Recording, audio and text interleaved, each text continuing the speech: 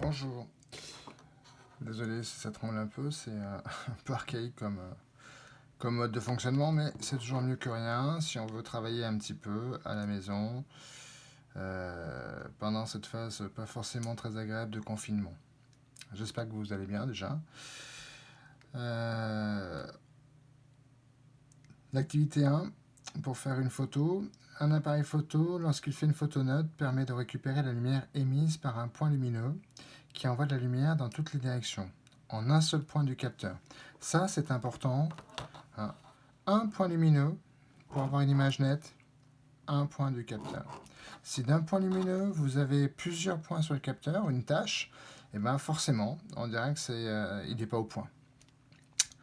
Donc vous avez le point objet qui est ici. Hein. On a commencé à représenter ci-dessous des rayons lumineux partant de A. Le point A est ici. Prolongez uniquement ceux qui vont entrer dans l'appareil photo. L'appareil photo, vous avez l'objectif, c'est une lentille qui est ici. Et puis au fond de la lentille, au fond de l'appareil photo, pardon, vous avez le film ou le capteur CCD. Donc vous êtes limité par l'entrée de l'appareil photo. Donc les rayons extrêmes, si je prends le point A ici, par exemple, les rayons extrêmes, c'est ce rayon-là, et puis celui-là. Voilà. Ça, c'est des rayons extrêmes qui vont pouvoir rentrer dans l'appareil photo. Alors, si je définis le centre optique, ici, le centre de la lentille, on a vu qu'un rayon lumineux dans le TP, passant par le centre optique, n'est pas dévié. Donc, si je prends mon point A ici, voilà, il n'est pas dévié, donc il va prolonger comme ceci. J'attire votre attention, c'est toujours des rayons lumineux, c'est-à-dire un trait avec une flèche. Donc, prolongez uniquement ceux qui vont entrer dans l'appareil photo. Si je fais un rayon qui est ici, par exemple, qui va partir toujours du point A, mais qui va arriver là, il ne va pas rentrer puisqu'il va taper, je pourrais faire exactement la même chose, il va taper sur l'appareil photo et donc il ne va pas passer à travers la paroi de l'appareil photo. Proposer une représentation du parcours de ces rayons après leur entrée dans l'appareil photo. On suppose que la photo est nette. Donc nette, ça veut dire que, photo nette, un point lumineux, un point du capteur. Donc tous ces rayons vont aller sur un seul point du film du capteur. Alors pourquoi j'ai tracé ce rayon-là qui n'était pas dévié? Eh bien le point du capteur, ça sera celui-ci, puisqu'il se trouve sur le capteur. Et la lumière n'est pas déviée.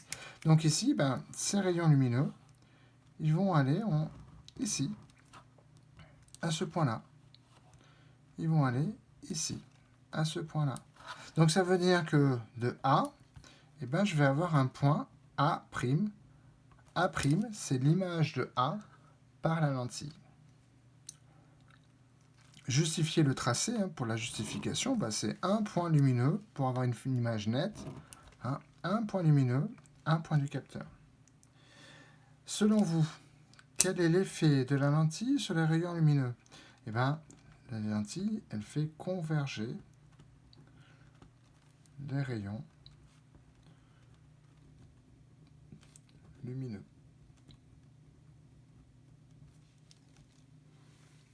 Si on suppose maintenant que le point lumineux est très loin de l'appareil photo, donc je vais faire des rayons lumineux qui sont cette fois-ci très très loin. Comment? Donc ils sont ici, là, à l'extrémité, encore très très loin. Là, le point A, mais il faut imaginer qu'ils sont encore plus loin de l'autre côté. Donc ils vont arriver, comment? Ils vont arriver parallèlement à l'axe optique. C'est-à-dire que ces rayons-là, si je les fais arriver d'un objet qui est à l'infini, là, très très loin, à l'infini ici, là-bas, ils vont arriver parallèles à l'axe optique. C'est pas évident ici, mais voilà, ils sont parallèles à l'axe optique. Alors vous allez me dire, mais est-ce qu'ils vont se former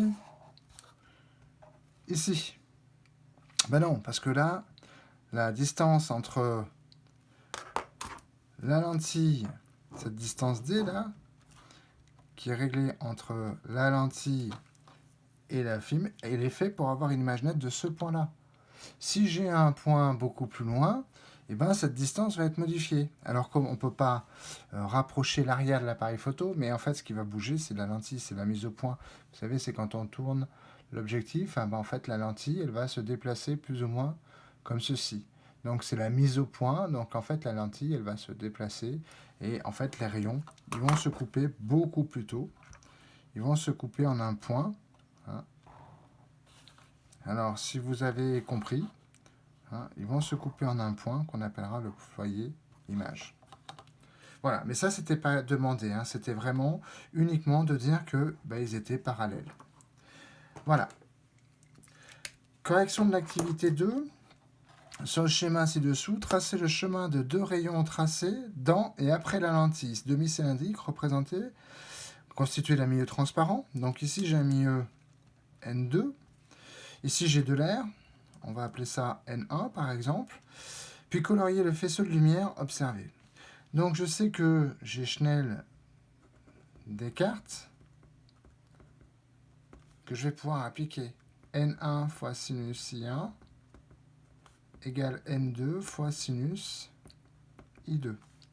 Ici, le rayon il arrive perpendiculairement. Ça veut dire que I1 égale 0. Donc sinus de 0, ça fait 0. Donc N1, quelle que soit la valeur, on sait que la valeur c'est 1 pour l'air, ben ça fera 0. Égal à N2 fois sinus I2. N2, il est forcément différent de 0. Hein. On ne connaît pas la valeur ici. Donc ça veut dire que, vous savez qu'en maths, on dit qu'un produit de facteurs est nul si l'un ou moins des facteurs est nul. Ça veut dire que si ça, c'est pas nul, ça veut dire que forcément, ça, c'est nul. Ça veut dire que sinus I2 égale 0, et donc I2 est égal à 0. Ça veut dire qu'en fait, ce que je suis en train de vous faire là, c'est de vous montrer que le rayon, vu qu'il arrive perpendiculairement, il n'est pas dévié. Ici. Hein, bien sûr. Est-ce que là, il est perpendiculaire? Non, il n'est plus du tout perpendiculaire. Hein. Il est plus perpendiculaire. Il faudrait tracer la normale. Hein. Ici. La normale. Ici. Alors les normales, je ne les dessine pas n'importe comment, puisque c'est un rayon. Hein. Ce sont des maths. Donc ici, j'ai I. Donc j'aurai forcément R. Alors le R, par exemple, ici, voilà. Donc là, je vais avoir le R entre la normale et les rayons réfractés.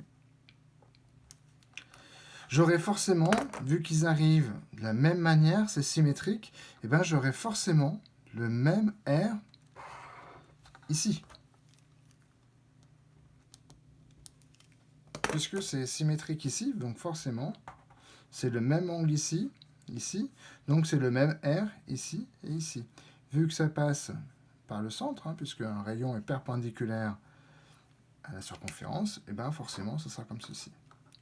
Voilà, j'ai donc, maintenant je colorie, hein, j'ai emprunté l'écran de couleur de mon fils, donc je vais colorier le faisceau. Alors à ne pas confondre un faisceau de lumière avec un rayon de lumière. Un faisceau, il est contenu entre deux rayons. Donc voilà. Est-ce que j'ai de la lumière ici et ici? Non.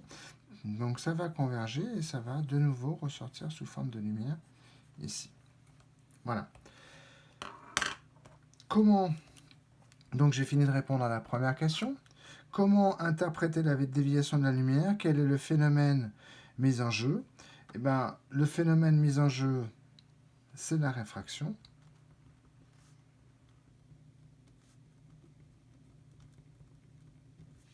Et comment interpréter la déviation de lumière? C'est le changement de milieu de propagation. Dans un milieu, ça se transmet en ligne droite, ici en ligne droite, ici en ligne droite, ici en ligne droite.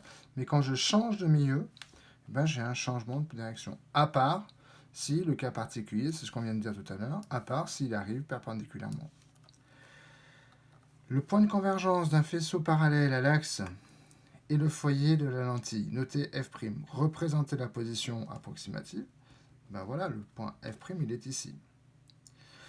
On représente le plus souvent une lentille comme sur le schéma ci-dessous. Hein. Donc le schéma ci-dessous, c'est celui-ci. Hein, celui qui est ici. Donc là, on vous demande tracer le chemin des rayons lumineux représentés arrivant parallèlement. Donc, ben voilà, j'essaie de m'appliquer. Ils arrivent parallèlement, hein, ça je rappelle, c'est ce qu'on appelle l'axe optique. Ils arrivent parallèlement, donc ils vont converger sur ce point, hein, qu'on va appeler effectivement. Donc ici, ben, celui-là, il passe par le centre optique, donc il n'est pas dévié. Celui-là, voilà. C'est ce que vous avez vu en TP la dernière fois. Alors, je suis désolé pour la qualité du dessin. Je représente bien des schémas, des rayons lumineux, donc je représente bien forcément des flèches. Voilà. Le point F' est ici. Le point, donc ici, par exemple, si je regarde sur mon dessin, je suis à 3,2. Ça veut dire qu'à 3,2 avant, eh ben, j'aurai le foyer objet F. Voilà. Merci beaucoup. Et puis, tout de suite après, on corrigera dans une autre capsule l'activité 3 que vous aviez à faire.